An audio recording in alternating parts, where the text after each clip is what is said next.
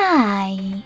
In front of me is laptop Yoga Smart Tab YT-X705F, and today I would like to show you how you can set up screen lock.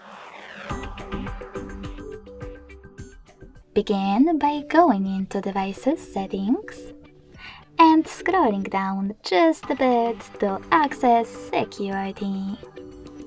Following that, click on Screen Lock and tap on the best login method for you: pattern, PIN or password.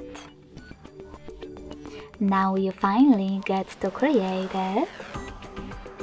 Select Next at the bottom right corner and repeat it in order to confirm it. Now select Confirm, also at the bottom right corner. Finally, answer this question by selecting one of the available answers.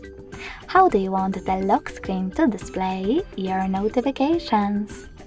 Show all notification content, show sensitive content only when unlocked, or don't show notifications at all.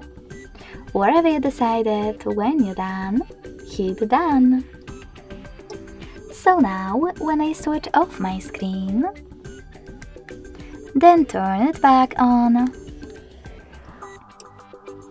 I can see that pattern is now required. Thanks so much for watching. If you enjoyed this video, smash that like button, comment and subscribe. Bye!